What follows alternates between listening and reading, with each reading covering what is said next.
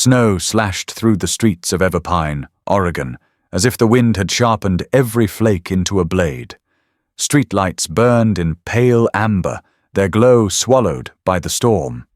On Alder Street, a row of houses stood hunched beneath the weight of ice, their shutters rattling like teeth in the cold. On the porch of a pale yellow 2-story house, a 5-year-old boy trembled. His blue sweater clung wet to his narrow shoulders, his bare feet pressed against the frozen wood. His dark hair was plastered to his forehead, his lips the color of bruises. In his arms he clutched a battered teddy bear with one ear torn off and seams frayed from years of holding on. Behind him, the front door opened. Veronica Hale stood framed in the warm light, tall and elegant in a fur-collared coat. Her beauty was meticulous, practiced. Her eyes, a cold metallic blue, held no softness. She lifted a bucket and tipped it without hesitation. Ice water cascaded over the boy's head and shoulders. He gasped, his small body folding in on itself. Her voice came flat, cutting through the wind. "Inside is for family, you're not." The door slammed. Warmth stayed inside. The storm swallowed him whole. At the far end of the street, something moved against the wind. A dark shape pushed through the snowdrifts with purpose. A German shepherd, large and lean, his sable coat flecked with white. One ear notched, eyes glowing amber beneath the streetlight. He slowed as he neared the porch, shoulders low, tail still, his presence not a question but a statement. He climbed the steps, placing himself between the boy and the world, his body forming a wall of muscle and instinct. A low growl hummed in his chest. The boy's fingers reached out hesitantly, brushing the thick fur at the dog's neck. The dog leaned into the touch, just enough to say, "I see you." Tires crunched on ice. A patrol cruiser rolled to a stop at the curb, headlights carving through the storm. Officer Ryan Cole stepped out, boots sinking into the slush. He was in his early 30s, lean under his winter jacket, his breath steaming as he scanned the porch. His eyes caught the image in a single frame. A barefoot child, a bucket overturned, a dog standing guard like he'd been born for it. Ryan lowered his flashlight, speaking evenly. "Easy. I'm not here to hurt anyone." The shepherd's growl softened but didn't vanish. His stance stayed firm. Ryan angled his body sideways, careful not to threaten. He crouched to the boy's level, his voice low and steady. "What's your name, buddy?" "Eli," the boy whispered. "I'm cold." Ryan shrugged off his jacket and wrapped it around the boy's shaking shoulders. Eli disappeared inside the fabric, clutching his teddy bear against his chest. Ryan's eyes flicked to the wetboards, to the faint scuff of a boot by the threshold. He didn't need to see what had happened. The evidence was etched into the snow. "Is your mom inside?" he asked. "My dad's gone," Eli said softly. "Last week. She's not my mom." Ryan lifted him carefully. The boy was light, too light, as if fear and hunger had carved him hollow. The dog rose too, pressed close against Ryan's leg, matching his every step without being told. Together they crossed the yard towards the cruiser. Ryan opened the rear door and set Eli inside. The boy curled into the warmth of the jacket. The dog leapt in after him, settling at his feet, eyes fixed on him as if the world beyond the car didn't matter. For the first time, Eli's eyes closed. Snow streaked across the windshield as Ryan started the engine. He glanced at the teddy bear lying damp on the seat beside Eli. Something about the way the fabric felt under his fingers made him pause. He pressed along a frayed seam and found something solid inside. With a practiced motion, he slid his pocket knife through the stitching and pulled out a small silver key engraved with the logo of Everpine Trust Bank and a serial number. Ryan stared at it, a knot tightening in his chest. A child abandoned in a storm, a key sewn into a toy. This was not simple neglect. This was the beginning of something else. He slipped the key into an evidence pouch and tucked it inside his coat. As the cruiser pulled away from the house, the dog lifted his head and stared out the rear window at the yellow house fading into the snow.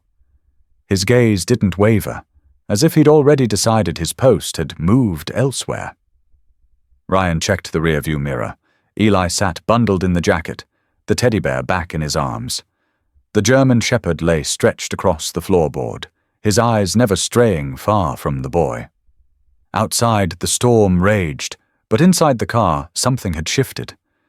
3 lives that had been strangers an hour ago were now bound by an unspoken promise. Ryan turned the heat up and focused on the road ahead. He didn't know what the key would unlock, but he knew one thing with absolute certainty. This night was only the beginning. The storm had slowed by the time Ryan pulled the cruiser into the rear lot of Everpine's precinct, but the air was still bitter, the sky the color of cold steel. Snow clung to the eaves of the squat concrete building like it didn't want to let go. Inside the car, the heater hummed on high. Eli Turner was asleep in the back seat, wrapped in Ryan's jacket, his small hands still gripping the ragged teddy bear.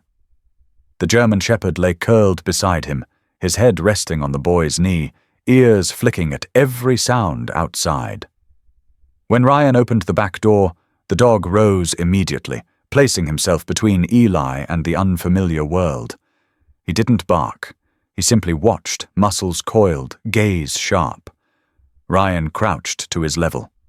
"Easy," he said quietly. "You're safe here." The dog's tail flicked once, a restrained acknowledgement. Then he stepped down, never more than a foot from Eli. The precinct lobby smelled faintly of coffee and bleach. Fluorescent lights buzzed overhead. Officer Helen Price, mid-40s with a no-nonsense bob and wire-rimmed glasses, sat at the front desk typing. Her expression softened when she saw the boy. "A dog too?" she asked. Ryan didn't look away from the shepherd. "He stays." Helen studied the animal for a moment, then nodded, sensing the finality in Ryan's voice. "Room 3 is open. I'll have soup sent in." Ryan guided Eli down the hallway. The boy's small feet shuffled in borrowed slippers. The dog trotted at his side, perfectly matched to the child's uncertain pace. In room 3, a plain interview room with a table and 2 chairs, Ryan wrapped the jacket tighter around Eli and settled him in a chair. The dog lay on the floor beside him, chin on paws but eyes alert. Minutes later, Helen appeared with a tray holding a steaming bowl of chicken noodle soup, crackers, and a cup of water. She set it down gently. "Eat slowly," she told Eli with a warmth that slipped through her normally brisk tone. Eli picked up the spoon with both hands, still trembling from the cold and hunger. The dog's tail tapped against the floor once as the boy ate. Ryan stood by the door, watching them, the image etching itself into his memory. A child, a nameless shepherd, a quiet room cutting through the night's chaos. Outside the room, Sergeant Dana Miles leaned against the wall, waiting. She was in her late 30s, with dark hair pulled into a low ponytail and eyes that missed little. A jagged scar traced along her jawline, a reminder of a domestic call that had gone wrong years before. She was tough, methodical, and trusted. Ryan stepped into the hall. Found him half frozen on Alder. He said, His voice tightened. Stepmother locked him out. After the funeral. Dana's brows rose. Cold. Worse, Ryan replied, pulling the evidence pouch from his pocket. Key hidden in the teddy bear. Everpine Trust Bank. Dana whistled softly. That's not something you sew into a toy by accident. Exactly. She pushed off the wall. I'll run the serial now. See if we can get a match. Ryan nodded. Before she turned to go, she glanced through the window at Eli. The dog's head rested against the boy's thigh, amber eyes fixed on the door as if daring anyone to try. Where'd the shepherd come from? Ryan shook his head.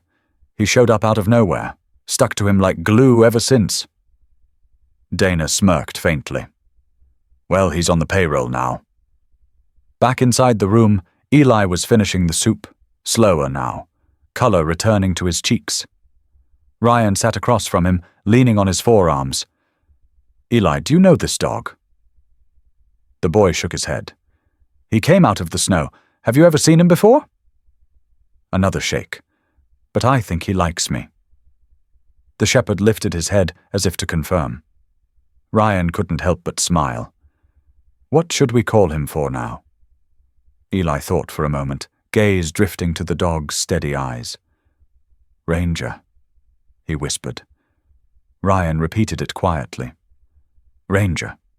The dog's ears pricked at the sound. A name given, a bond sealed. Dana returned 20 minutes later, with a file in hand. The key matches a safe deposit box under Samuel Turner. That's his father's name, right? Eli nodded slowly, eyes downcast. Ryan felt the air shift.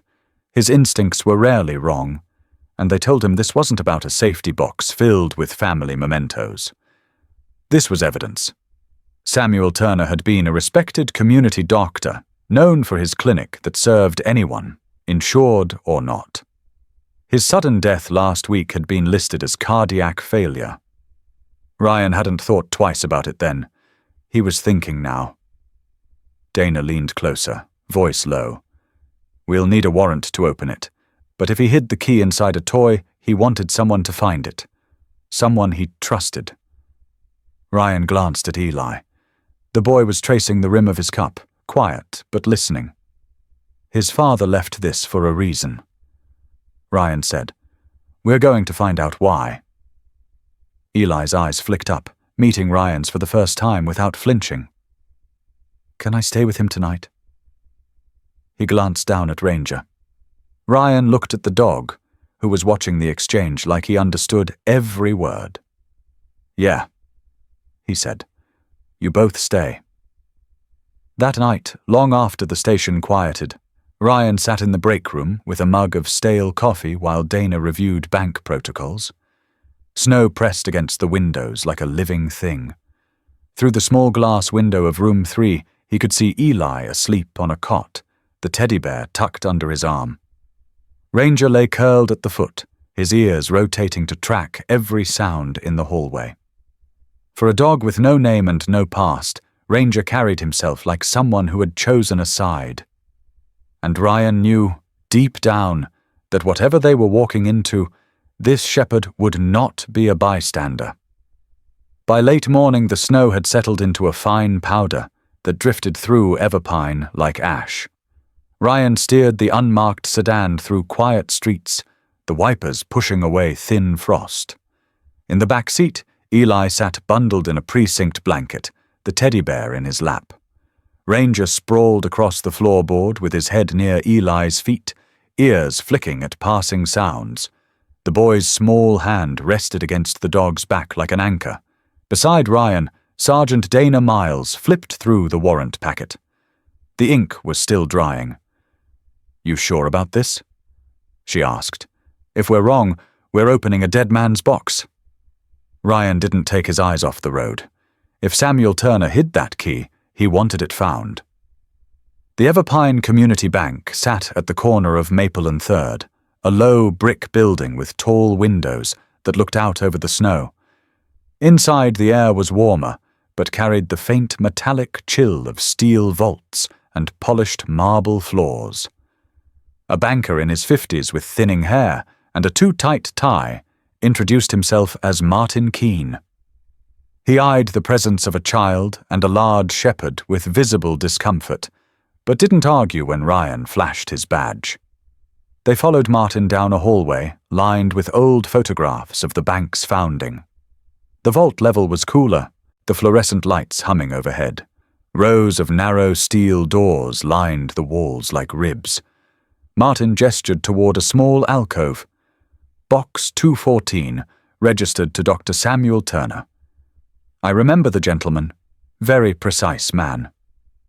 Eli's fingers tightened around the teddy bear. Ryan crouched beside him. This was your dad's. Do you want to open it?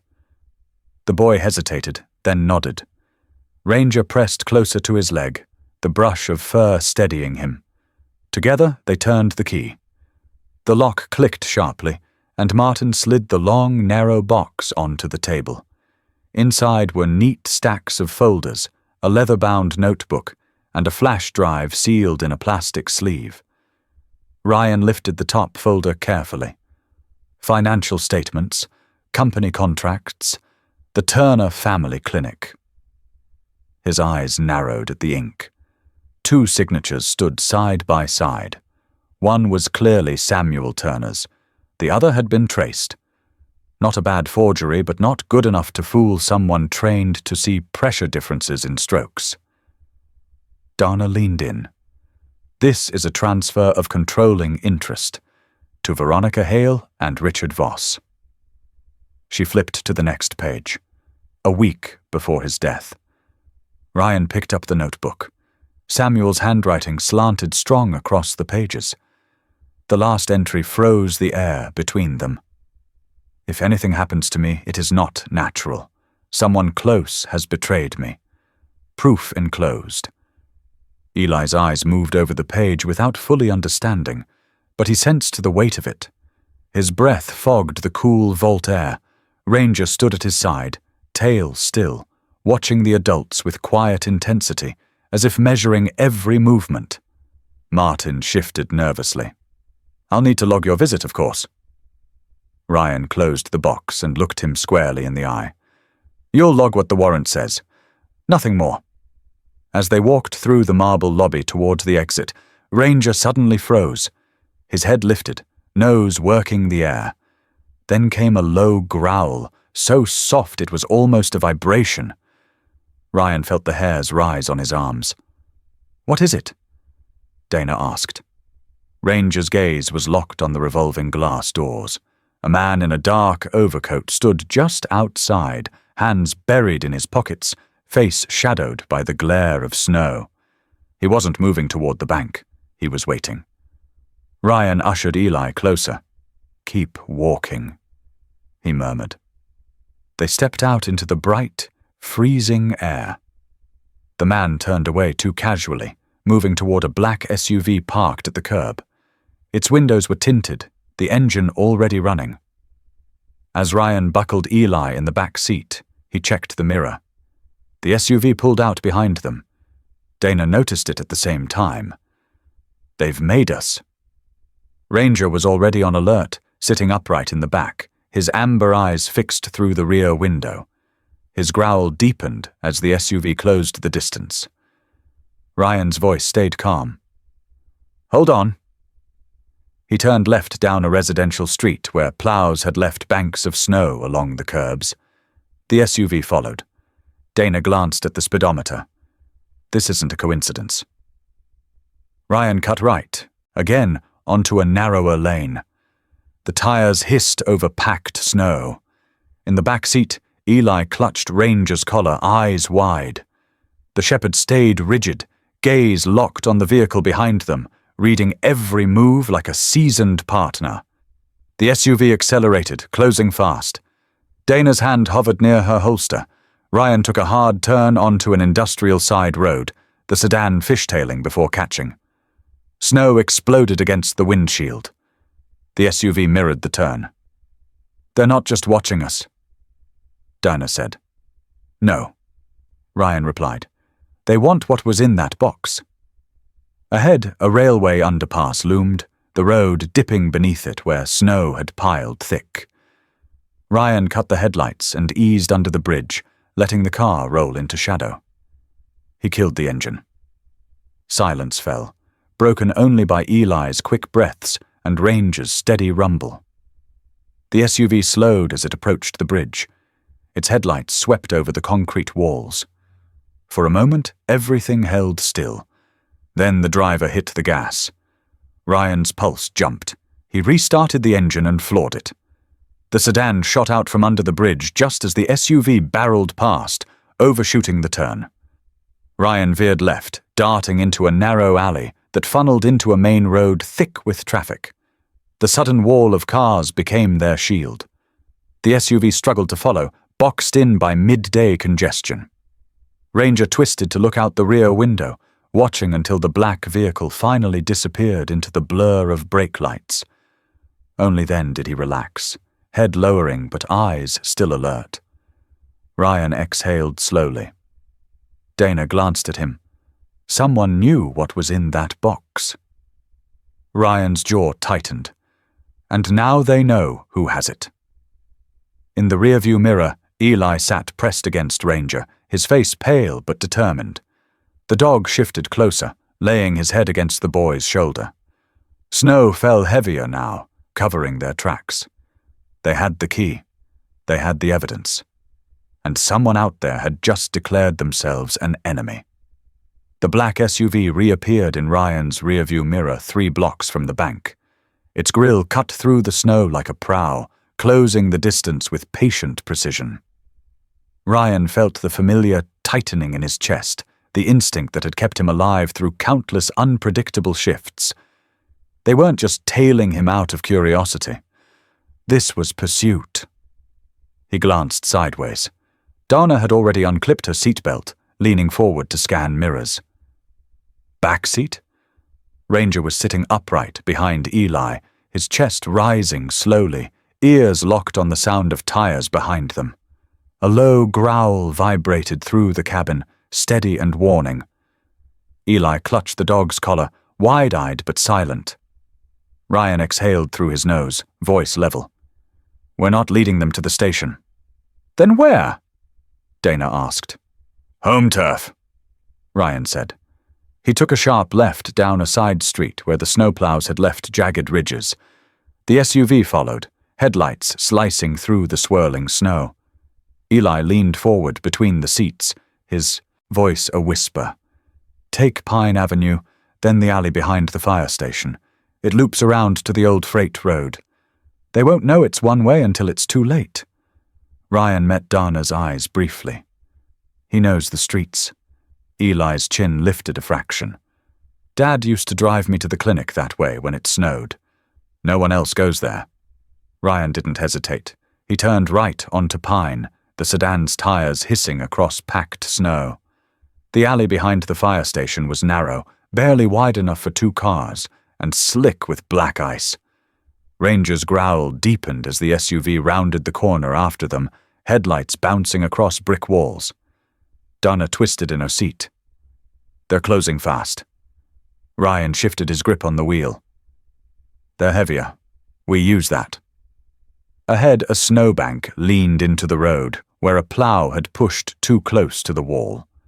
Ryan aimed for the thin strip of pavement beside it. The sedan skimmed past with inches to spare.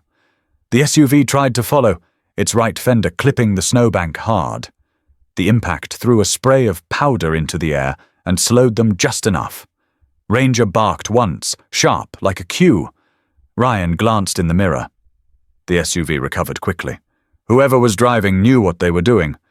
They hit the freight road. It was a forgotten artery running along the old rail line, half buried under snowdrifts and barely maintained. Ryan cut his headlights and let the sedan glide, tires crunching softly. The SUV barreled in after them, lights still on, throwing their own position like a flare in the dark. Dana pulled out her radio. "We could call this in." Ryan shook his head. "Not yet. We don't know who they've got listening." Ranger shifted his stance, front paws braced, nose pressed to the back window.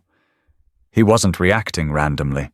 His ears flicked left, then right, before he gave a short warning growl. Ryan's gut twisted in sync with the sound. He knew the rhythm of a dog that had learned how to read pursuit. "They're splitting," Eli whispered suddenly. "Look." Through the flurries, 2 beams of headlights appeared at the far end of the freight road. Another vehicle was waiting near the cross street, positioned to box them in. Ryan's pulse quickened. He downshifted, then yanked the wheel left toward a narrow service alley that ran behind a line of warehouses. The sedan fishtailed before catching. Snow hammered the undercarriage. The SUV tried to follow, but its longer wheelbase scraped hard against the alley's concrete lip, showering sparks. Dana grinned tightly. That'll slow them. It did, but not for long. The second vehicle roared forward from the cross street, a smaller crossover with a lighter frame, cutting toward the mouth of the alley. Ryan muttered to himself, "You want to play chess?" "Fine." The alley ended in a T, bordered by two abandoned loading docks. Ryan braked hard, spun the wheel, and reversed up onto one of the docks. The sedan's back wheels bumped against the platform. He killed the lights and engine. The world snapped into near silence, broken only by Eli's quick breathing and Ranger's steady, measured rumble. Through the windshield, they watched the SUV and crossover converge at the alley entrance. Their headlights swept across empty pavement and brick walls. They paused, engines idling. Ranger lifted his head, every muscle tense. His tail went rigid. He turned his gaze toward the second vehicle and let out a single low bark. It wasn't frantic. It was a pinpoint. Dana followed his stare. "Passenger door." "She's right," Ryan said quietly. The passenger door of the crossover cracked open. A figure stepped out, wrapped in a heavy parka, moving with the alert precision of someone trained, not some thug off the street. He scanned the alley with a flashlight. Ryan whispered to Eli, "You did good. Stay quiet." The man swept the beam toward the loading docks but didn't approach. After a long moment, he signaled to the SUV with a short hand motion. The vehicles idled another 10 seconds, then both backed away slowly, disappearing down the street without their headlights. "They're not gone," Dana murmured. "No," Ryan said. "They're hunting." They waited 5 more minutes before Ryan restarted the engine. Eli slumped against Ranger, exhausted. The dog didn't move. His head rested on the boy's shoulder, but his eyes stayed fixed on the dark mouth of the alley long after the engines had faded. Back on the road, Ryan kept his voice low, more to himself than anyone else. "This isn't just about family drama. People with money want what Samuel left behind." Dana stared out the window, her breath fogging the glass. "Then we make sure we find it first." Snow kept falling as they drove through back routes toward the precinct. Behind them, somewhere in the labyrinth of Everpine's winter streets, the hunt had only just begun. The snow melted over the next few days, leaving slick streets and muddy sidewalks. Everpine was caught in that grey stretch between winter storms, when secrets had less snow to hide under. Ryan sat in the cramped office of Sergeant Dana Miles, the air thick with stale coffee and the hum of the old radiator. Files were spread across the desk, like puzzle pieces turned face up. The forensic team had finished the preliminary sweep of the documents found in Samuel Turner's deposit box. Dana tapped a page with the end of her pen. "This isn't just embezzlement. Look at the shell companies tied to these transfers. Voss Holdings, Hale Medical Investments, and—" Ryan leaned closer. "Viridian Pharmaceuticals." Dana nodded. "A private pharmaceutical corporation out of Seattle. They've been investigated twice for money laundering, but nothing's ever stuck." Ryan traced a finger over the transaction dates, all within 6 weeks of Samuel Turner's death.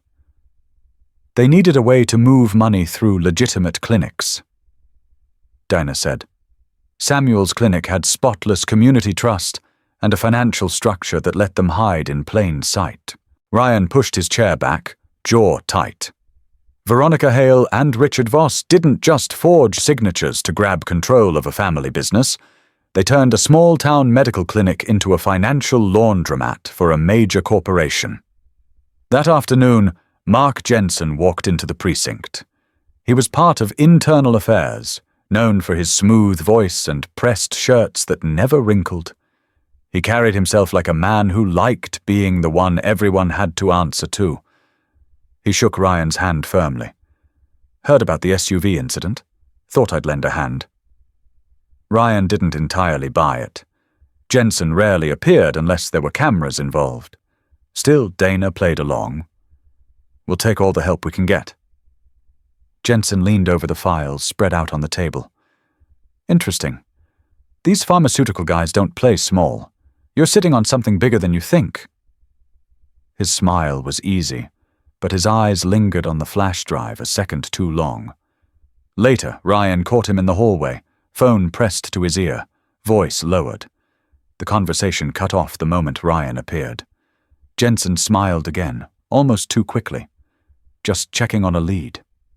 Ryan's instincts prickled. 2 days later, Dana suggested a short break for Eli. He'd been cooped up inside the precinct since the night of the storm. Ryan agreed reluctantly. They chose Everpine Central Park, open and busy enough to keep things visible. Midday sun glared off patches of snow, and families pushed strollers down winding paths. Eli ran ahead toward the playground, Ranger trotting close beside him. Ryan and Dana followed at a distance, scanning faces automatically. For a moment, it looked like a normal afternoon. Then Ranger stopped. The dog's head lifted, nostrils flaring. His ears pinned forward, body stiffening like a bow pulled taut. Eli noticed and froze mid-step, instinctively reaching for Ranger's collar. Ryan's pulse kicked. Across the path, a man in a dark hoodie was approaching too directly, ignoring the normal flow of pedestrians. His hands were shoved deep into his pockets, his pace too steady. Ranger moved in front of Eli, his chest broadening, tail low and rigid. A growl rolled out of him like thunder building under the ground. Ryan broke into a jog. Dana's hand went to her holster. The man lunged. Ranger exploded forward with precision. He struck the man's arm before the weapon inside the pocket could fully clear. The gun clattered to the pavement. The shepherd's teeth locked on the attacker's sleeve, jerking him off balance. Screams erupted from nearby parents. Ryan closed the distance, tackling the man from behind, while Dana swept up the weapon. Within seconds, they had him pinned. Ranger didn't let go until Ryan gave a firm command. The dog released instantly, but stayed pressed to Eli's side, hackles raised, eyes scanning the crowd for more threats. Eli clung to Ranger's neck, burying his face in the dog's fur. The shepherd licked the boy's cheek once before, resuming his vigilant stance. The man turned out to be a hired courier with no local record, paid in cash to snatch the kid and hold him. He clammed up after that, lawyered within hours. By evening, news vans had gathered outside the precinct. A reporter shouted questions about the attempted kidnapping, about the boy who'd been rescued by a German shepherd in broad daylight. Someone had leaked enough details to stir public interest. Inside, Ryan stared at the footage on a local news broadcast. Ranger stood in the background of the playground clip, chest heaving, snow on his muzzle, looking every bit the soldier he'd acted like. "This isn't going away quietly," Dana said. Ryan didn't answer. His gaze shifted to the corner of the squad room where Mark Jensen was speaking quietly on the phone again, back turned. The web was tightening. Veronica and Voss had corporate backing. Someone on the inside was playing both sides, and now the whole town knew a boy and a shepherd were caught in the middle. The call came just after dusk, when the precinct was winding down and the last of the reporters had been pushed off the front steps. Ryan was reviewing case files at his desk when his cell buzzed with an unlisted number. "Is this Officer Cole?" The woman's voice was hushed, cautious. "Yes, who's calling?" "Dorothy Myers. I worked with Dr. Turner. I was on duty the night he—" Her breath hitched. The night he died. Ryan straightened in his chair. "I remember your name from the reports." "There's something I didn't tell anyone," she said quickly. "I can't say it over the phone. I have proof. Meet me somewhere safe." They agreed on a small roadside motel just outside Everpine, the kind with peeling paint and a neon vacancy sign that flickered between red and pink. Ryan didn't bring a squad car. Instead, he borrowed an unmarked pickup. Dana stayed behind to monitor their radios. Eli remained at the precinct with Ranger. That lasted all of 10 minutes. Ranger refused to stay when Ryan reached the door. He positioned himself in front of the truck like a barricade. Ryan tried twice to coax him back. The shepherd didn't move. His gaze was steady, unblinking, as if he already knew what kind of night it would be. "Fine," Ryan muttered, opening the passenger door. "Get in." The dog leapt into the cab with the practiced ease of someone who had done this before. Ryan didn't argue again. The motel was quiet except for the hum of highway traffic in the distance. Ryan parked under a dim streetlight, scanning the lot. Dorothy emerged from room 7, wrapped in a heavy sweater, her blonde hair pulled back, eyes darting nervously over the shadows. Inside, the room smelled faintly of old carpet and lemon cleaner. Dorothy sat at the small table, hands clasped around a cheap motel coffee cup. She was in her late 40s, the tired professionalism of a lifelong nurse etched into the lines on her face. "I should have come forward sooner," she said. "But they paid me. They said if I talked, what happened to Samuel would happen to me." "Who's they?" Ryan asked.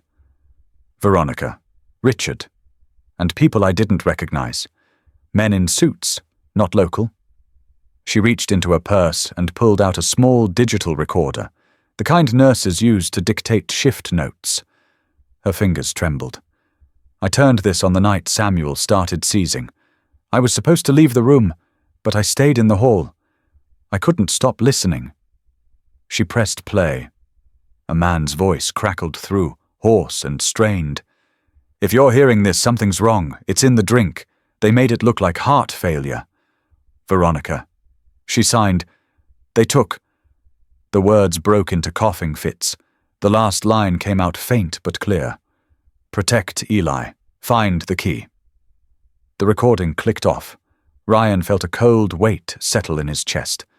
This was no longer suspicion. This was evidence. Dorothy looked down at her hands. "I kept quiet. I took their money. It ate at me every night. When I saw the news about the boy and that dog—" She glanced at Ranger, who sat by the door, gaze sweeping the room like a sentry. "I knew it was time." Ryan opened his mouth to respond, but Ranger suddenly stiffened. His ears snapped forward, nostrils flaring. He rose silently, muscles coiling, eyes fixed on the window. "What is it?" Dorothy whispered. Ranger moved to the door, a low growl building in his chest. Ryan killed the lights with a quick flick. Outside, the motel parking lot sank into darkness. Through the blinds, faint headlights rolled to a stop at the far end of the lot. 2 men stepped out, silhouettes sharp against the snow. "They found us," Ryan said. Dorothy's hands flew to her mouth. "I didn't tell anyone. It's not you! They're tracking me!" Ranger shifted position, pressing his body against the door, listening. One of the men moved toward room 7. The other circled to the side window. Ryan pulled Dorothy toward the bathroom. "Stay low. Don't make a sound." The door handle twitched. Then came a sharp kick. The frame groaned. Ranger launched forward before the second kick landed. His body slammed into the door, growl tearing through the room. The men hesitated, one swearing. Ryan threw the back window open. It led to a narrow alley between buildings. He signaled Ranger. The shepherd moved first, clearing the sill in a single bound into the snow. Ryan helped Dorothy through next, then followed, boots crunching softly. A shout went up behind them. They ran. The alley fed into a service road leading toward the highway. Ryan's truck was parked at the opposite end of the motel. He kept his pace measured, covering Dorothy as they moved. Ranger ranged ahead 10 feet, nose to the wind, then stopped abruptly, head turning left. He bolted toward a dark gap between 2 storage sheds. Ryan trusted him without question. He followed Ranger's lead, pulling Dorothy along. The dog had found a narrow cut between fences that dumped them into the adjacent lot behind a gas station. By the time their pursuers reached the alley, the trio was already sliding into the pickup. Ranger jumped into the passenger seat, tongue lolling slightly but eyes alive, watching the rearview mirrors as if they belonged to him. Ryan floored the accelerator. The headlights of the pursuers flashed in the distance, but they were already too far ahead. In the cab, Dorothy's hands shook violently around the recorder. "I've been scared for so long," she whispered. Ryan glanced at her, then at Ranger. Not anymore. Back at the precinct, Dana listened to the recording twice without speaking. Then she looked up. "This changes everything." Ryan nodded. "And it puts a target on everyone in that room." Ranger lay near Eli's cot that night, but his head stayed up long after the others had fallen asleep. His ears twitched toward every creak in the building. He knew the hunt wasn't over. It had only shifted closer. The snow had thickened overnight, muting Everpine's streets beneath a white silence that made even sirens sound distant. Inside the precinct, though, the quiet was deceptive. Ryan felt it the moment he walked through the double doors that morning. The usual rhythm of chatter and footsteps was stilted. Conversations died when he passed. Dana met him at the coffee machine, eyes sharp. "Something's off," she murmured. He nodded. He had felt it too. Ever since Dorothy's recording had been handed to the district attorney, the case had grown teeth. Word had spread farther than it should have. Too many whispers. Too many eyes lingering on Eli. Ranger padded at Ryan's side, his coat brushed clean, the cut on his shoulder from the motel escape already scabbed over. He moved with a quiet, alert focus, his nose constantly sampling the air inside the station. Twice he paused and turned toward the hallway that led to the evidence room, ears tilting forward. "Who's on that door today?" Ryan asked Dana. "Mark Jensen," she answered. Ryan frowned. Jensen had been helpful, at least on the surface. A mid-level officer with 10 years on the force, he had offered to run background checks and filter incoming calls. But lately, his eagerness had taken on a strange edge. Too many questions, too much proximity to things he shouldn't know. By noon, Eli was scheduled to be transported from the temporary witness protection center to a secure foster home outside the county. It was supposed to be routine. A 2-car escort, tight route, minimal stops. Ryan had argued to go himself, but the captain insisted he stay to handle the legal briefing with the DA. Ranger didn't like it. When the boy hugged him before leaving, the dog pressed his head into Eli's chest and stayed there longer than usual. Eli whispered into his ear, "I'll see you tonight, okay?"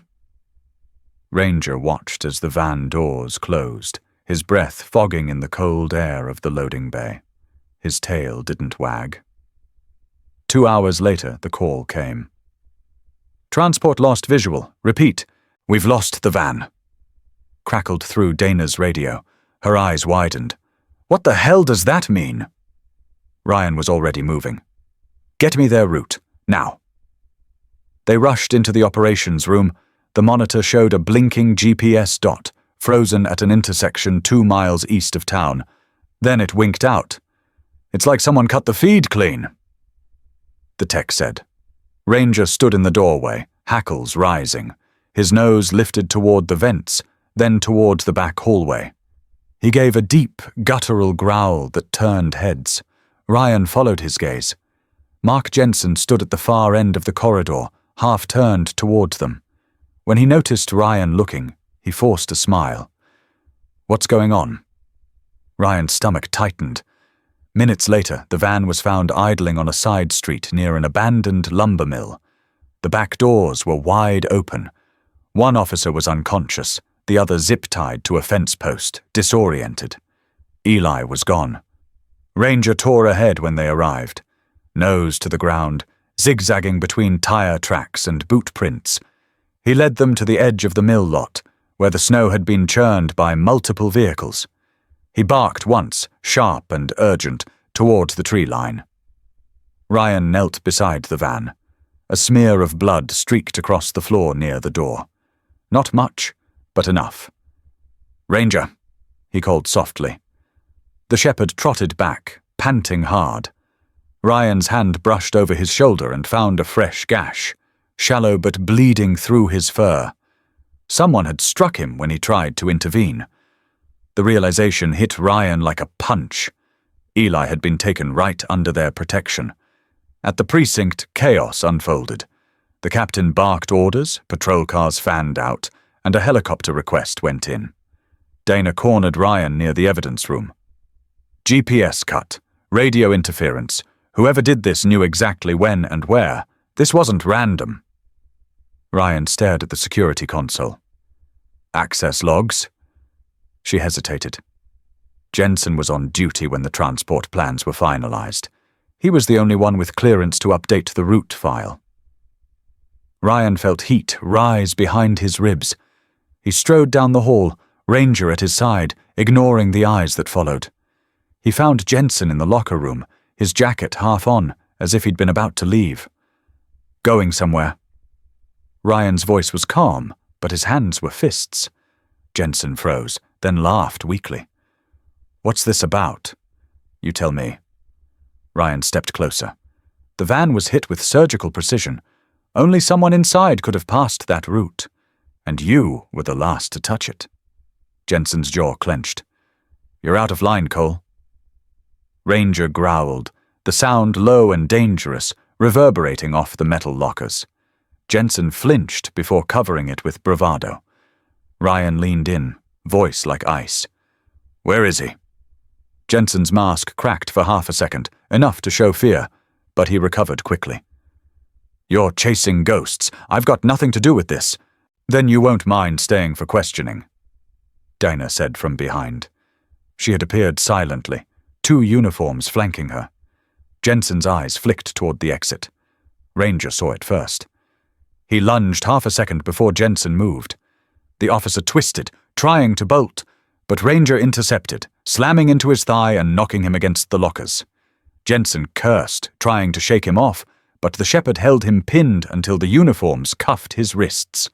Later, in the interrogation room, Jensen folded fast under pressure. He hadn't orchestrated the kidnapping himself. He had passed the transport info to a man who paid well and didn't ask twice. Richard Voss's people. Ryan left the room before the confession ended. He walked to the garage, away from the noise, and leaned against the cold hood of his car. For a moment, the weight of failure settled on him, like the heavy winter sky. He had promised Eli that he would keep him safe, and now the boy was gone. Ranger found him there, limping slightly from the gash, but still steady. He sat beside Ryan without a sound. Ryan buried his hand in the dog's fur, his breath fogging in the cold. I failed him, he whispered. Ranger lifted his head and pressed it against Ryan's arm, eyes unwavering. It wasn't comfort. It was a reminder. The boy was still out there, and the hunt wasn't over. The storm returned with a vengeance that night, sweeping across Everpine like a living thing. Snow fell in thick veils, driven sideways by gusts that howled through the skeletal remains of the old rail bridge on the edge of town. The structure loomed over the frozen river like a rusted spine, its underbelly hidden in shifting shadows and swirling flakes. Ryan's breath clouded in front of him as he crouched behind the remains of a freight container near the bridge's base. His radio crackled softly in the dark. We've got 2 heat signatures at the north pillar, Dana whispered from her position on the ridge. 1 moving, 1 stationary. Smaller frame matches Eli's. Ryan's jaw clenched. Copy. Any sign of Voss? 3rd signature. South entrance. He's pacing, probably waiting for a vehicle. Through the snow, Ryan caught the faint orange flare of a cigarette. Richard Voss was standing near a stack of old crates, wearing a tailored dark coat that looked out of place against the industrial ruin. His expensive shoes crunched on ice. He was a man who believed his money could buy silence, obedience, and escape. Ranger stood pressed against Ryan's leg, every muscle coiled. His ears twitched, nostrils flaring as he mapped the scents on the wind. He caught Eli's trace, fear, cold, wool, and something faintly sweet, like the soap from the precinct showers. His tail stiffened, and he glanced at Ryan with sharp intent. Ryan placed a hand on the shepherd's side. "We'd do this quiet," he murmured. Ranger blinked once, slow, as if understanding. Dana's voice came. "Again. Backup's 5 minutes out. You won't have long before they scatter." 5 minutes is plenty," Ryan answered. He sketched the plan quickly. Dana would keep eyes on the perimeter. Ranger would move through the east side, draw attention. Ryan would use the chaos to flank Voss from behind and reach Eli. It was risky, but Eli's life was slipping through the cracks of that freezing night. When Ranger moved, he did it like smoke. Low, silent, a blur against the snow. He slipped between broken rail cars, padding toward the eastern shadows. Then, with surgical precision, he let out a sharp, echoing bark. The two men near Eli snapped their heads toward the sound. "What the hell was that?" One muttered, fumbling for his flashlight. Another beam of light swept through the darkness. Ranger gave them one more glimpse of his moving silhouette before darting behind a pile of steel beams. "It's that damn dog again," the other hissed. They moved toward the noise, guns drawn, their focus peeled away from the boy tied to a support column. Eli sat with his knees drawn up, rope biting into his wrists, his breath fogging in shallow bursts. Ryan moved. The snow muffled his boots as he slipped along the bridge's base, sliding behind a concrete pillar until Voss came into clear view. The man was on the phone, voice tight but controlled. "No, I said midnight. The truck isn't here, that's the problem. Do you think I'm paying for delays?" He exhaled sharply, flicking ash into the snow. Ryan closed the distance slowly, gun drawn, body angled. His heartbeat drummed steady, trained rhythm overriding the raw fear of what might happen if he was too slow. Ranger erupted from cover with a deep, booming bark, lunging at one of the guards. The man fired wildly, bullets snapping off metal beams. Ranger dodged sideways, then came in low, slamming his shoulder into the man's knees. The guard toppled with a shout, his gun skidding across the snow. The second guard spun around, but Dana's shot rang out from the ridge, hitting the crate inches from his hand. Splinters exploded in his face. "Don't even think about it," she called through the storm. In that heartbeat of chaos, Ryan broke cover. He tackled Voss from behind, driving him into the snow. The phone flew from Voss's hand. Ryan pressed the barrel of his gun against the man's neck. "It's over," he hissed. Voss struggled under him, teeth bared like a cornered wolf. "You think you can stop this? I built your town's clinics. I own half the board that signs your paycheck." "You bought fear," Ryan growled. "But you can't buy loyalty." Voss froze as Ranger approached, dragging one of the disarmed guards backward through the snow like a wolf hauling prey. His muzzle was flecked with ice, his amber eyes locked on Voss with unnerving steadiness. Dana emerged from the ridgeline, covering the second guard. She reached Eli first, slicing through the ropes with her knife. The boy stumbled into her arms, shivering but alive. When Ranger trotted over, Eli buried his hands in the shepherd's fur like it was the only warm thing left in the world. "You're okay?" Dana whispered. "You're safe now." Voss saw the flash drive in Ryan's gloved hand, the one taken from Samuel Turner's deposit box, the one containing the contracts, the forged signatures, and the audio Dorothy had turned over. His eyes went sharp. "You don't understand what that is. That's leverage. It's evidence." Ryan cut him off. "And it's going straight to the DA." Voss tried a final lunge, twisting like a snake, but Ranger was faster. The shepherd intercepted, clamping onto the man's arm just enough to stop him cold without breaking skin. Voss screamed, falling backward into the snow, his expensive coat torn at the sleeve. When the backup sirens wailed in the distance, the fight drained out of him. His power meant nothing under that bridge, surrounded by snow, steel, and the loyalty of a boy's dog. Eli stood wrapped in Dana's coat, still shaking but staring at Voss with wide eyes. Ryan holstered his weapon and crouched beside him. "We've got you," he said quietly. Ranger leaned his body against Eli's legs, warm and steady. For a brief moment, beneath the rail bridge in the heart of the storm, the world narrowed to 4 figures. A boy who had lost everything, a cop who refused to give up, a dog whose loyalty outmatched greed, and a man who had believed money could hide the truth. Snowflakes swirled like ghosts around them as the red and blue lights approached. The final push had ended, but the reckoning had just begun. The courthouse stood like a slab of stone against the winter wind, its tall columns rimmed with frost and its steps salted but slick. Reporters clustered near the entrance, their breath rising in clouds, cameras wrapped in plastic against the snow. Everpine hadn't seen a trial this large in years. Inside, the warmth of the packed courtroom did little to cut the cold weight of expectation. Ryan sat at the back, his dress blues sharp but his eyes tired. Ranger lay at his feet, alert and composed, his thick coat brushed to a shine. He wasn't a pet here. He was part of the story. People had taken to calling it the Ranger case, after footage leaked of the shepherd pulling one of Voss's guards down during the rescue. The nickname stuck, spreading through the media like wildfire. Dorothy Myers took the stand first. Her hands trembled as she adjusted her glasses, but her voice was steady.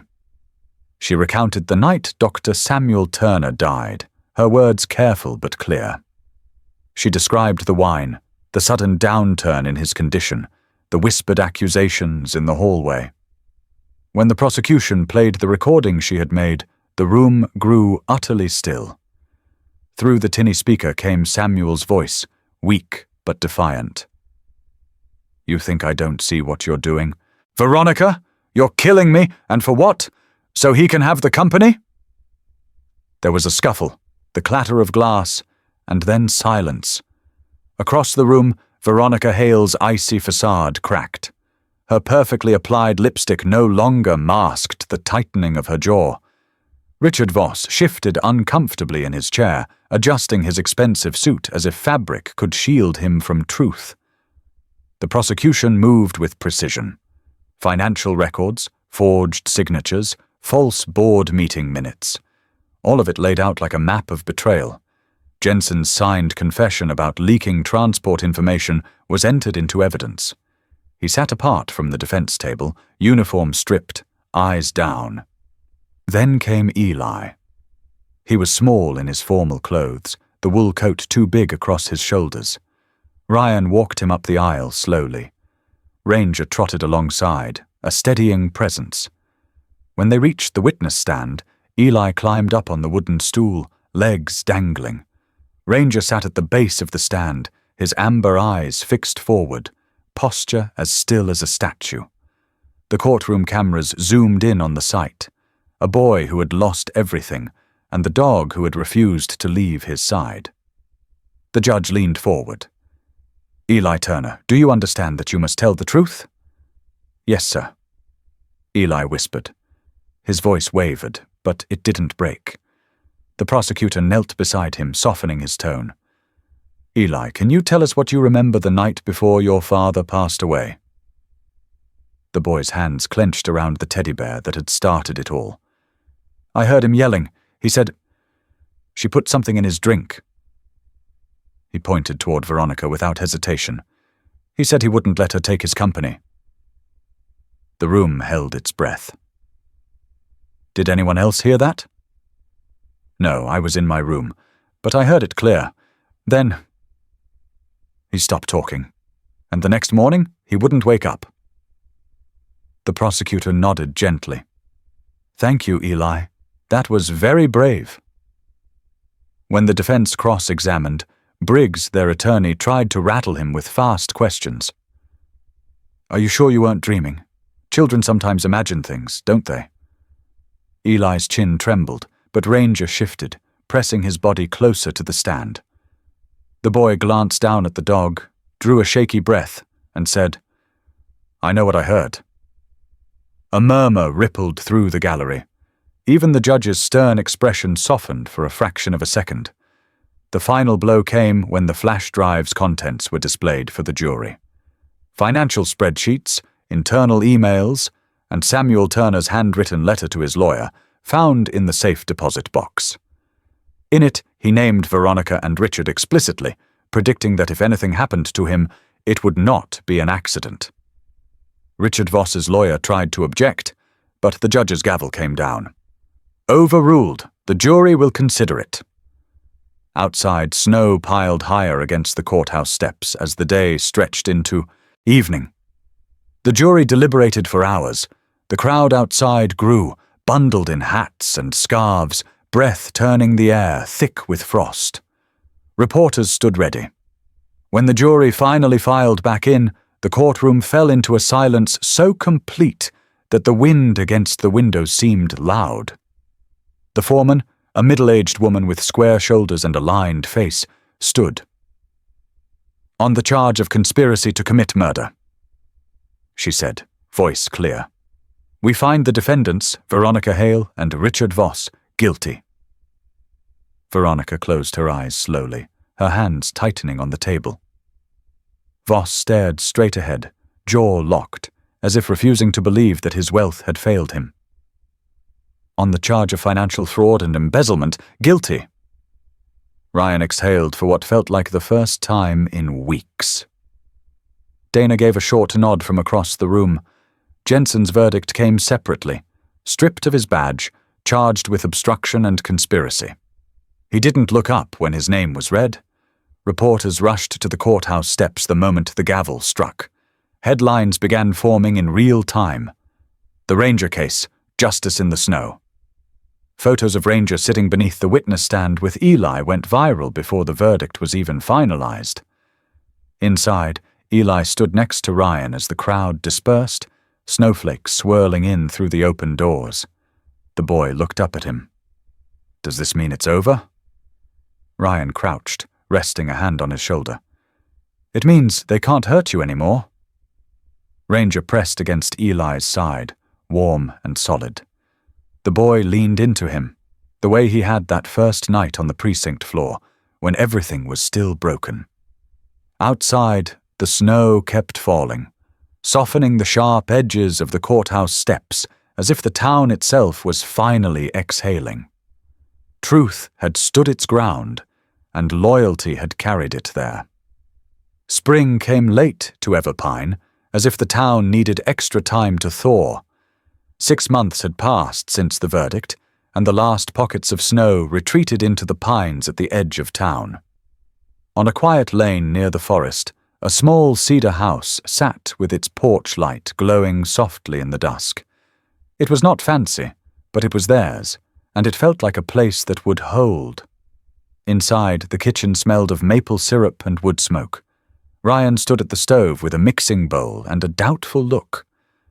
Eli, in pajamas and wool socks, watched from the counter with the authority of a 5-year-old who had seen more than most.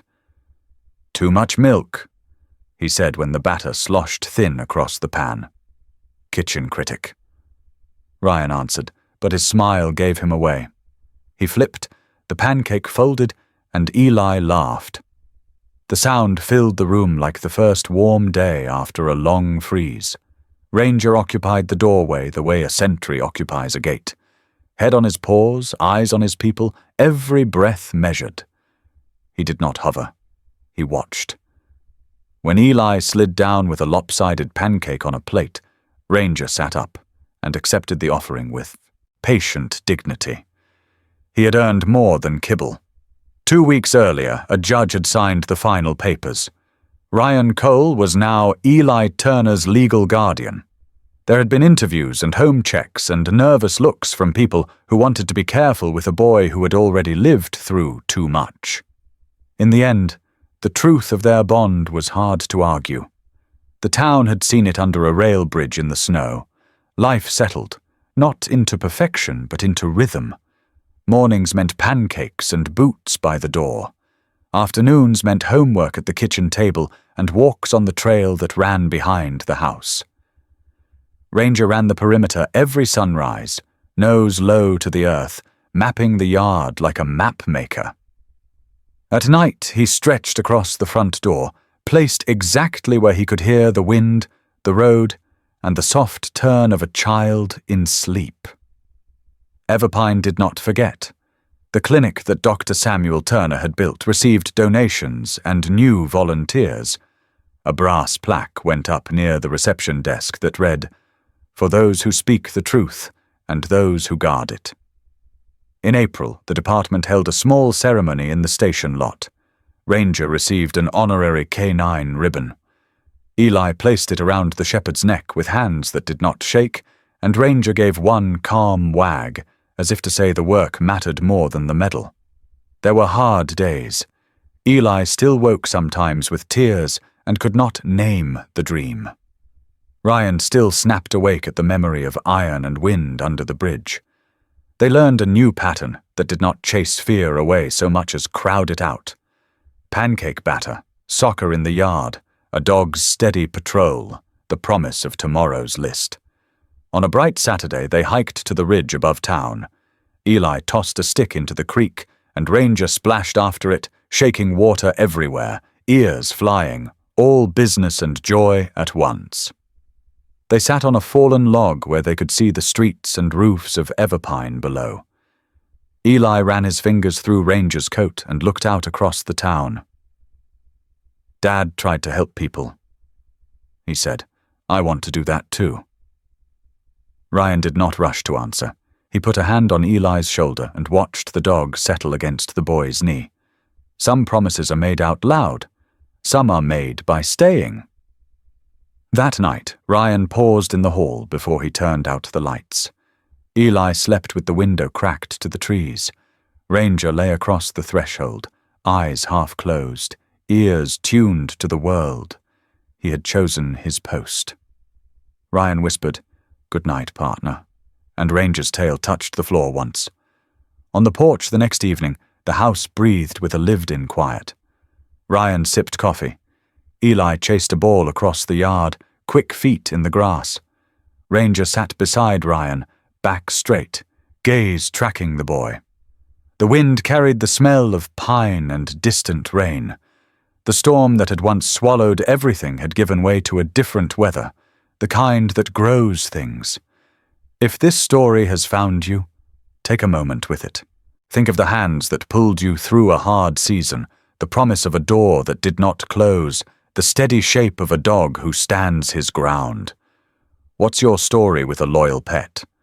If Ranger's journey moved you, help us keep these stories alive. Like this video, share it with someone who needs a little light, and subscribe to our German Shepherd channel so more people can meet dogs like him. Somewhere out there, another winter waits, and another ranger is ready to step forward.